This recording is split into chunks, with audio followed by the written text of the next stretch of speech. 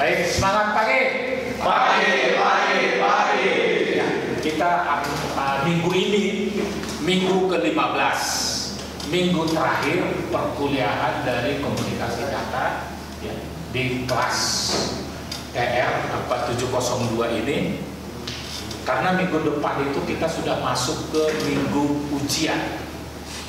Kita lihat kembali kontrak belajar kita di pertemuan pertama yang kita sudah share, dibagikan di awal. Kita komitmen yaitu rule of the game-nya. Nah, kita mereview sekarang dari program learning objektifnya, dari PLO-nya itu sampainya udah di mana, dari course learning objektifnya sampainya udah di mana, CLO-nya sampai di mana, sehingga kita masih ada waktu untuk mereview kembali, ada waktu ya. Nah, kita mendefinisikan ya, kita menyepakati pertama itu learning objektif ya. PLO-nya, PLO 07 memiliki wawasan ICT dan isu-isu terkini. CLO 1 itu mahasiswa memahami prinsip kerja komunikasi data dalam arsitektur protokol OSI dan TCP IP. CLO 2 mahasiswa memahami kemampuan perangkat dan elemen jaringan ya. Kemudian program learning objektif yang ke-9 memiliki kemampuan mendesain dan melakukan eksperimen baik untuk menganalisa dan menginterpretasi data ya. CLO 3-nya memahami dan mampu merancang sebuah jaringan skala LAN dengan parameter efektivitas, pengalaman routing dan penggunaannya. Nah, bagaimana kita memindahkan, memetakan ya CLO ya, CLO dengan aktivitas ya. Kita sepakat bahwa CLO 1 dalam desainnya bobot penilaiannya diambil dari kuis dan tugas yang ada di LMS. Kuis di LMS setiap modul yang kita tahu kan, setiap modul kita ada kuis. Kuis itu bobotnya ya, kuisnya bobotnya 20%. Jadi sumbernya dari LMS. Kemudian untuk CLO 02 ya, CLO 02 itu diambil nilainya dari UTS yang bobotnya 20% ya. Dan itu juga adalah dari kuis, kumpulan dari kuis juga. Kemudian tugas base project ya, tugas base project 30%. Ada kelompok ya, bagaimana kita mengeksplor, mendemonstrasikan mampu menggunakan Wireshark ya. Nanti kita lihat bagaimana hasil dari kerja kelompoknya selama 1 semester ini. Bobotnya 30% ya. Kemudian UAS sebagai tugas besar, bobotnya 30% ya. Praktek menggunakan Cisco, pakai Cisco pakai Tracer ya, di mana kelompoknya udah dibagi, kemudian menggunakan project based learning 5 project setiap tugas maupun setiap tugas besar ya. Dan di kelas ini ada 3 asisten yang membantu agar semua bisa berjalan atau menggunakan tools itu, Wireshark maupun Cisco pakai Tracer-nya. Nah, sistem belajar ini kita review. Metode belajar kita pusatnya adalah di pembelajar, di mahasiswa, student center learning ya, sehingga tercipta kolaborasi ya. Karakter kolaborasi itu harus tercipta, dan sumber belajarnya pun bisa dari multidimensi ya. Bagaimana asisten mengeksplor sumber-sumber belajar baik itu melalui video ya. Kemudian interaksi ya, kita lakukan di kelas dan kita monitoring, ya, dilakukan monitoring setelah akhir kuliah, ya. Project dimonitoring setelah akhir kuliah, yang dimonitor oleh asisten, ya, monitor oleh asisten. Nah, ini alat bantu, kita coba lihat seperti apa monitor hasil akhir, ya. Ini sekaligus yang biasa dimonitor oleh asisten, hasil akhir, ya. Ini kelas ini hasil akhir. Nah, nih kita lihat kelompoknya Farel, ya, WERSAK-nya oke, ya, udah close semua ya 5 tugas itu, ya. Kelompoknya Michael, WERSAK-nya kumpul, ya. Kelompoknya Haikal 5 tugas kumpul, ya. Kelompoknya Arya, ya, kumpul. Kelompoknya Mahesa kumpul. Kelompoknya asisten, oke, dia sudah mendahului. Oke. Kemudian Cisco pakai tracernya. Kelompoknya Farel oke, ya, sampai modul 5, ya. Kelompoknya Michael tuntas, ya. Kelompoknya Haikal tuntas. Kelompoknya Arya tuntas, ya. Kelompoknya Mahesa tuntas, oke, ya. Betul nggak? Saya tuntas semua. Betul, Pak. Tepuk tangan dulu untuk semua.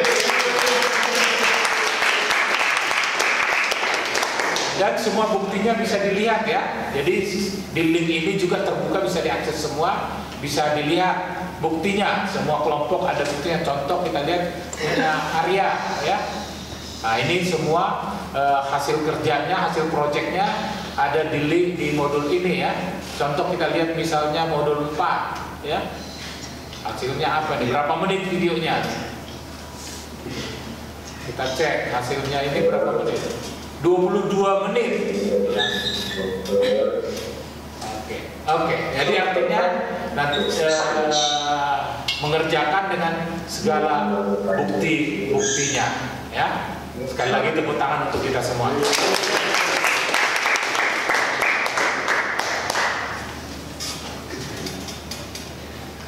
Jadi apa yang kita kerjakan 1 semester ini, ya, sudah skenario-nya, ya, pencapaian CLO-nya, pencapaian PLO-nya tuntas 100%. Kira-kira itu review kita, ya, review kita dari rencana, ya, G dan apa namanya, hasil, semua ada bukti-buktinya. Nah, ini kemudian kita terakhir, modul kita terakhir, yaitu kita bicara upper layer, ya. Upper layer, yaitu dari aplikasi, kemudian dari session, presentasi, dan session layer. 3 layer ini hari ini kita akan tuntaskan, dan di akhir modul ini tetap ada quiz dari LMS-nya, ya. Quiznya dari LMS-nya. Nah, kita bicara presentasi dan session layer ini, ya. Ketika kita bicara presentasi dan session layer ini, nah, tujuannya apa? Nah, kalau kita lihat dari layer atas, dari layer hostnya ini, kita mulai bicara aplikasinya apa, Oke, itu ada aplikasi. Nah, aplikasi kemudian dipresent. Kenapa perlu dipresentasikan? Karena tidak semua sama formatnya setiap perangkat host. Kemudian perlu di-coding, ya. Dan kalau berat perlu dikompres, perlu ditranslasi ke bentuk yang sesuai dengan antara pengirim dan penerima. Ya, di sanalah gunanya presentasi itu, mempresentasikan data sesuai dengan yang ditujukan, yang dibutuhkan. Jadi ada coding, ada kompresi di sana, ada enkripsi, ya. Fungsi-fungsinya itu adalah fungsi yang ada di presentasi, bagaimana mempresent data, ya, yang sesuai, ya, agar bisa sampai di tujuan. Kemudian, ya, coding, kompresi, karena penyesuaian, ya, untuk penyesuaian. Terutama kalau dia tidak dikompres, video kalau nggak dikompres coba kita ngirimkan, ya kapan sampainya? Ya. Nah teknik spesifikasi kompres itu kan terus dikembangkan sehingga apa? Jumlah data yang dikirim bisa semakin kecil, ya 1:10, 1 berapa? Karena teknik coding, ya teknik coding. Tetapi kualitasnya tetap terjamin. Nah itulah penelitian tentang coding yang nanti masuk di presentasi mempresent data-data itu. Ya. Kemudian fokus pada sintaks dan semantik. Ya. Jadi layer presentasi itu fokusnya di sintaks dan semantik.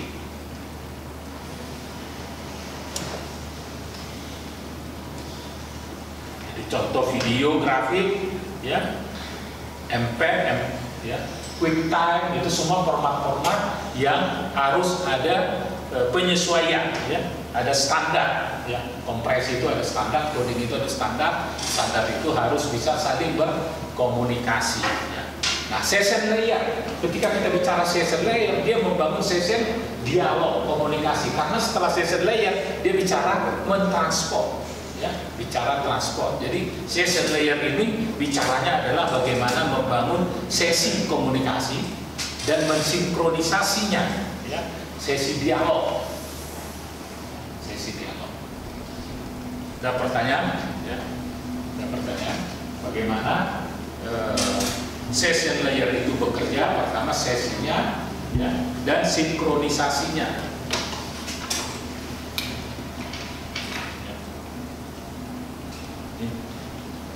Sistem mengirimkan file 2000 halaman, ya, 2000 halaman, dilakukanlah checkpoint setiap 100 halaman, ya, tiba-tiba ada yang error di halaman 523, ya, contoh begitu. Maka yang dikirim karena dia per 100 printnya, yang dikirim mulai di print 500 ke, katakanlah 500 ke 600 atau 500 ke 523 di mana dia salah, ya. Yaitu session layer sebagai sinkronisasi. Oke. Nah ini lapis aplikasi. Nah, kita bicara aplikasi apa aja. Nah, pertama itu yang sering kita lihat, wah aplikasinya apa? Itu sering kita melihat ketika kita bersentuhan dengan terminal akhir atau laptop kita, ya. Contoh HTTP, FTP, SFTP, FTP, DNS, DHCP, POP3. Nah itu adalah lapis-lapis yang ada di aplikasi, protokol yang ada di lapis aplikasi.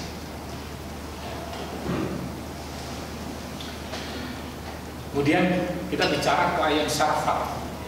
Ketika kita bicara client server berarti model di mana satu komunikasi terjadi antara klien dan server. Yang request itu klien merequest aplikasi ke server, ya. Jadi klien server ada berperan sebagai klien, ada berperan sebagai server. Si klien merequest, kemudian si server merespon. Kurang lebih klien server model adalah, ya, di mana terjadi dialog, ada yang request, ada yang respon, ya, terjadi pertukaran informasi setelah itu, ya. Ada klien, ada server, ya, melalui suatu jaringan, ada yang request, klien request, kemudian si server merespon, ya. Kalau peer-to-peer model berarti fungsinya sama, statusnya sama, cuma harus di-set satu sebagai server, satu sebagai host, dan itu bisa dipertukarkan. Kira-kira gitu. Ya, ini konfigurasi model. Ya.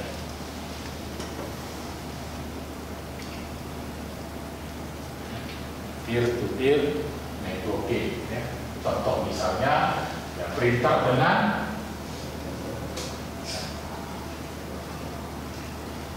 peer-to-peer, ya.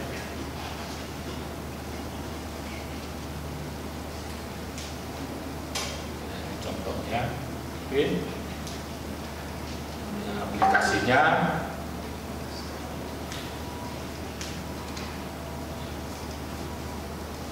setiap server adalah klien, keduanya dapat menginisiasi komunikasi setara dalam proses komunikasi peer to peer. Ya. Nah, protokol untuk aplikasi web, ya, HTTP, ya, dia di soket 80, ya.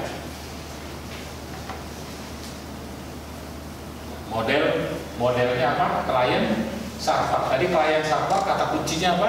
Si klien request, kemudian hostnya respon.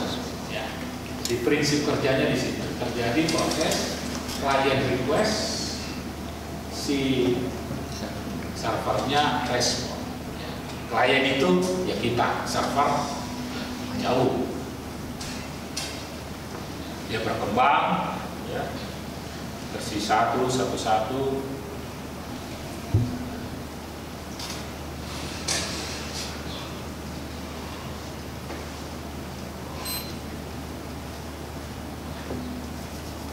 Ini contoh, ya, contoh komunikasi klien server untuk aplikasi HTTP. Ya.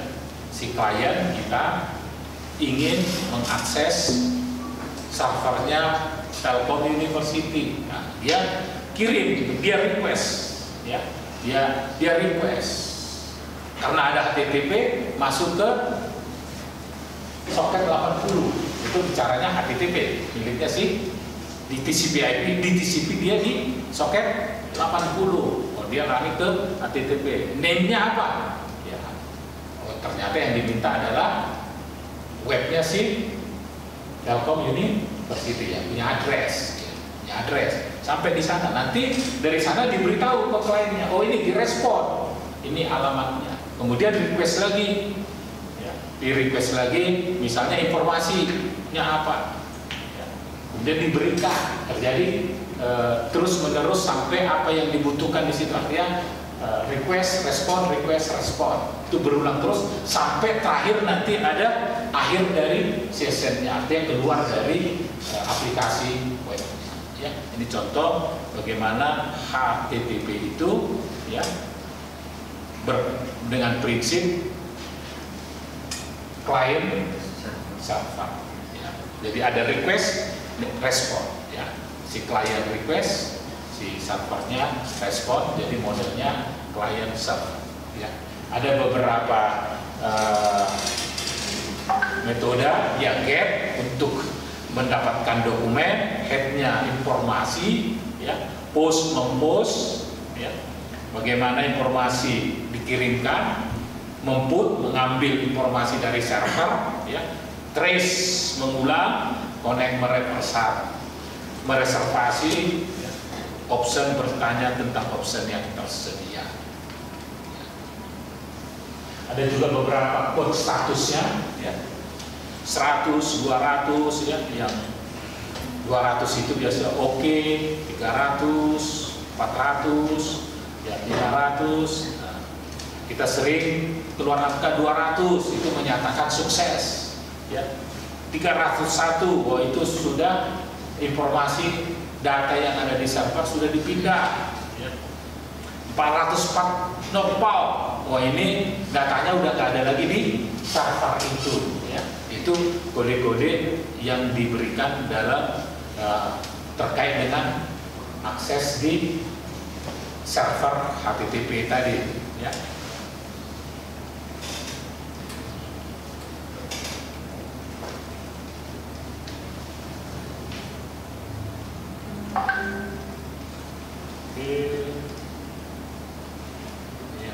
Nah, aplikasi protokol yang lain itu FTP, ya, File Transfer Protocol. Nah, ini digunakan untuk apa? Sharing data, ya. Untuk sharing data, ya, dulu mungkin sekarang juga sering digunakan untuk meremote host komputer, ya. Nah, FTP itu juga lebih efisien dalam transfer data.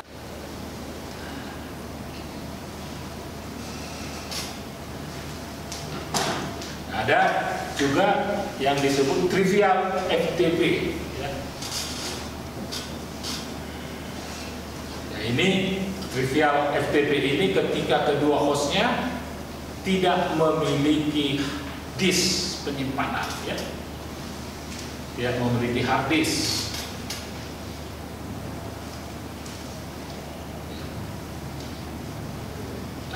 Untuk ngirim email, aplikasi ngirim email namanya apa? SMTP, Simple Mail Transfer Protocol, suatu protokol untuk digunakan untuk mengirim atau menerima yang namanya email. Ya. Di TCP itu portnya 25. Ya. Jadi kalau kita ngirim email, ya ada yang dikirim ke suatu server, kemudian untuk mengambil dari servernya dia di push, di pop, ya.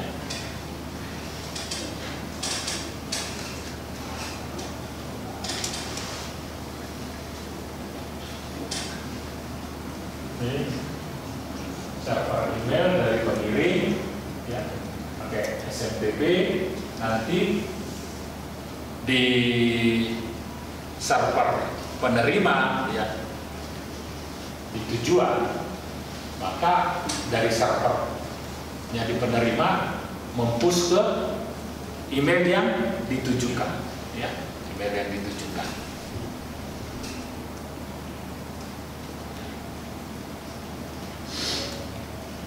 Dari host kirim ke server dengan protokol SMTP, kemudian dari protokol POP3 akan mendorong ke tujuan dari email tersebut, ya. Jadi ada dua protokol yang digunakan pada pengiriman email, ya. Ketika kita ngirim, protokolnya SMTP. Ketika kita menerima, maka server akan mempush dengan POP3.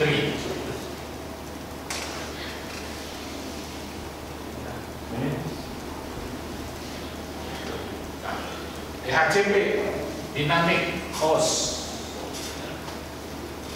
Confirmation Protocol. Nah, ini ada server yang memberikan IP address-nya si host ini secara dinamik. Artinya apa? Sistem yang memberi IP address-nya. Ya, ini sudah kita bahas ketika kita di layer network, ya, di layer IP, mana server DHCP memberikan, sehingga ya ada dua kan, ada statik, ada dinamik. Ketika statik maka administrator mengkonfigurasi. Ketika dinamik, sistem memberikan. Sistem ini adalah ada suatu server, ya, yang memberikan address. Perkenalan dulu, kita ada yang mengenal. Nama saya sama Yasin. Jadi kami dari kelompok asisten yang selama 1 semester ini membantu Pak Jaspar, di bawah Pak Jaspar, untuk teman-teman agar bisa memahami modul-modul baik dari Wireshark dan juga Cisco Packet Tracer. Kami juga yang membantu gitu memonitoring tugas teman-teman, apakah sudah mengerjakan, apakah masih kosong, apakah ada kendala, jadi kita monitoring juga. Jadi kami mungkin dari kelompok asisten mengucapkan terima kasih atas kerjasamanya, atas kooperatifannya, sudah mau dibimbing, sudah mau diarahkan oleh kami untuk mengikuti arahan kami. Itu hal yang berarti buat kami sebagai asisten. Dan juga Pak Jaspar, terima kasih atas bimbingannya selama 1 semester ini, atas ilmu-ilmu yang diberikan, modul-modul yang diberikan, kuis-kuis juga yang diberikan. Nantinya bisa menjadi dasar buat kita sama-sama, bukan cuma hanya asisten, tapi juga teman-teman semua, supaya nanti di matkul-matkul atas itu bisa berguna juga ke depannya. Gitu. Untuk teman-teman silakan patah berkata sama. Bisa. Silakan. Dari saya mungkin terima kasih buat semuanya. Jadi itu masih juga buat yang sudah memberikan ilmunya. Semoga ilmu